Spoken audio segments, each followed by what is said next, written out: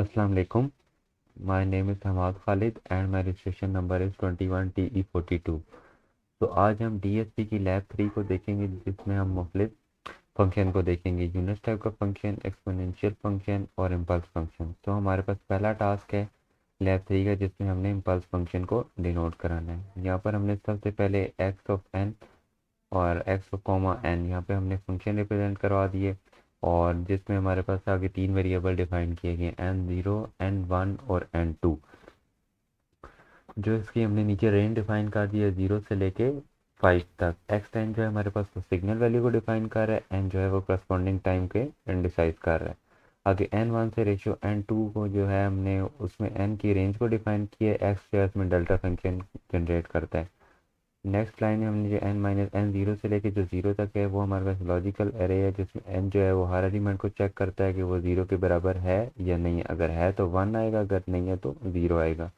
नीचे हमने step plot का कमांड यूज़ कर दिए गए जिसमें कि वो दोनों प्लॉट को अलग अलग करके हमारे पास फिगर में बताएगा। सब प्लॉट 121 में एक लाइन में प्लॉट आएगा, और जो सब प्लॉट 122 है वो मेन स्टेम में प्लॉट बनाएगा।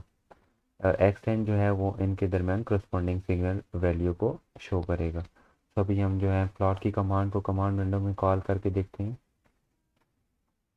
इसको हमने कॉल की कमांड विंडो में, इसको रन करेंगे।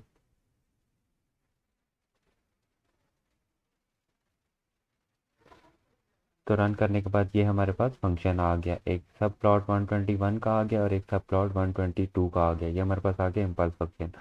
सेकंड फंक्शन की तरफ हम चलते हैं।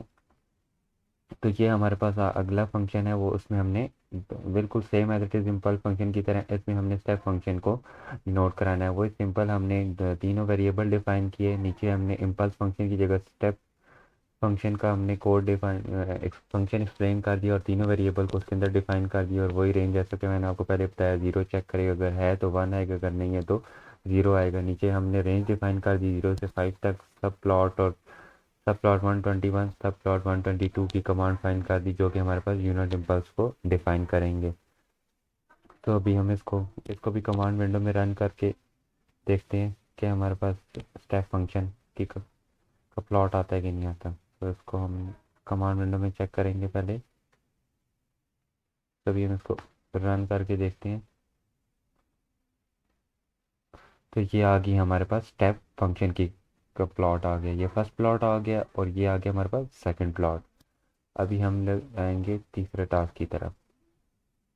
तो तीसरे टास्क में हमने वेरिएबल डिफाइन कर दिए, जैसे हमारे पास है n1 डिफाइन कर दिया -5, n2 डिफाइन कर दिया 5, n से लेके हमने वही रेंज डिफाइन कर दी। n1 जो है वो 5 -5 है और 5 n2 है, ये दोनों हमारे पास रेंज डिफाइन करेंगे।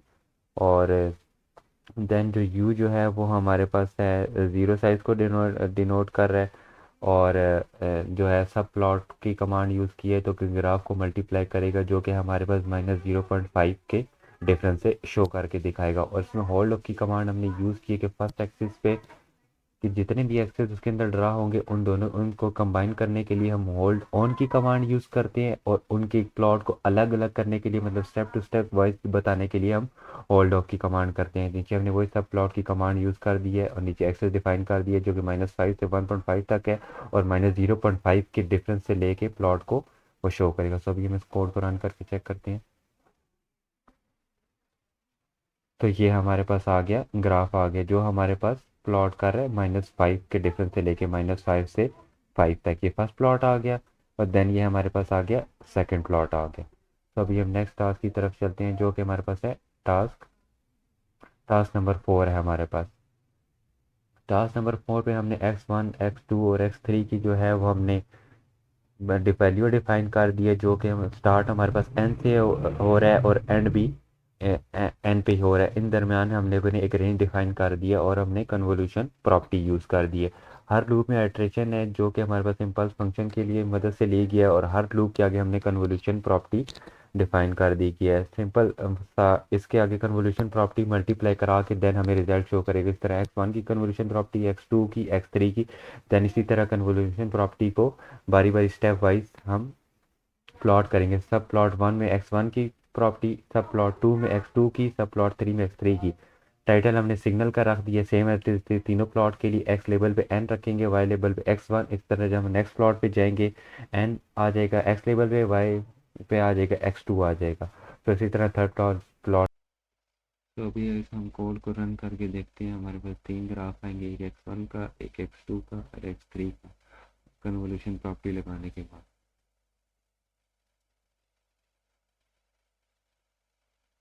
तो ये हमारे पास x1 का ग्राफ आ गया, ये x2 का ग्राफ आ गया, ये x3 का ग्राफ आ गया। तो अभी हम नेक्स्ट टास्क की तरफ चलते हैं। नेक्स्ट टास्क हमारे पास एक हमने कंटिन्यूस टाइम सिग्नल शो कराना है। टी इज इक्वल टू हमने टाइम इंटरवल डिफाइन कर दिया जो 0 से लेकर 2 के दरमियान है, और 0.005 का हमने टाइम सैंपल डिफाइन कर दिया। एफ जो है हमारे पास कंटिन्यूस सिग्नल की फ्रीक्वेंसी है जो कि 1 हर्ट्ज रखी हुई है। सी टी सिग्नल है हमारे पास कंटिन्यूस टाइम सिग्नल, जिसको हमने फार्मूला लगाया cos is equal to 2 pi f t, जो हमने आपस में मल्टीप्लाई करा दिया। नीचे हमने सब प्लॉट की कमांड यूज़ कर दी है जो टाइम को और कंटिन्यूस टाइम के सिग्नल की फ्रीक्वेंसी को अलग-अलग प्लॉट करेगा। नीचे हमने टाइटल की कमांड यूज़ कर दी है जो कंटिन्यूस टाइम सिग्नल के लिए, ग्राफ के लिए, और वाई लेवल पे हमने एम्पलीट्यूड रखे हैं, एक्स लेवल पे टाइम इन सेकंड रखे हैं। तो अब इसको हम चेक करके देखते हैं।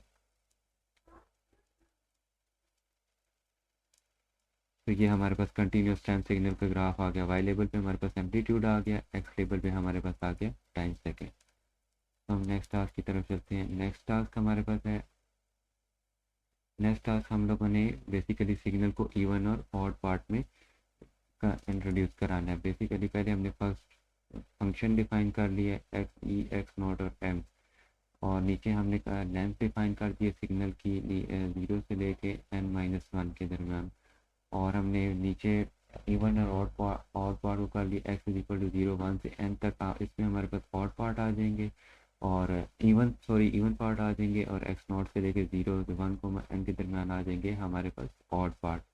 नीचे हमने इवन और ऑड पार्ट के लिए फॉर लूप का इस्तेमाल किया, for i is equal to 1 dot n जो हमने रेंज डिफाइन की हुई थी उसी को सेम किए। आगे 0.5 के आगे हमने ये वाली कमांड दी है एक्स आई, उसके अंदर हम प्लस कर देंगे और इवन पार्ट होगा ये सिग्नल के इवन पार्ट को, सिमेट्रिक पार्ट को। इसी तरह एक्स नॉट हमने आई डिफाइन किया 0.5 के डिफरेंस से एक्स आई माइनस एक्स, इसमें हम माइनस कर देंगे सिग्नल के ऑड पार्ट में, मीन्स एंटी सिमेट्रिक पार्ट को। और नीचे हमने ये जो हमने फंक्शन डिस्प्ले करवाया इसको हम कमांड विंडो में कॉल करके देखते हैं। इसको हम कमांड विंडो में कॉल करेंगे और इसको हम रन करके देखते हैं। तो ये हमारे पास ओरिजिनल सिग्नल आ गया, देन हमारे पास इवन सिग्नल आ गया, देन हमारे पास ऑड सिग्नल आ गया। पहले ओरिजिनल सिग्नल था 1 2 3, देन इवन सिग्नल हुआ हमारे पास 1 2 4, फिर देन हुआ हमारे पास 1 3 5 7। जैसे कि आप हम देख रहे हैं कि स्टेप की पहले हमने कमांड यूज़ की, फिर हमने टाइटल कर दिया। ओरिजिनल सिग्नल के लिए स्टेप की कमांड इसलिए यूज़ करते हैं क्योंकि हमको 2 dB चाहिए होता है ग्राफ, और नीचे हमने टाइटल आगे वही अगेन स्टेप की कमांड यूज़ की है इवन सिग्नल के लिए। देन फिर हमने स्टेप प्लॉट अलग डिफाइन किए 3,1 और 3 के दरमियान, मीन्स ऑड पार्ट के लिए। देन उसी के लिए हमने सेम टाइटल ऑड पार्ट का डिफाइन किया। तो ये आज की थी हमारी DSP lab 3। So thank you very much.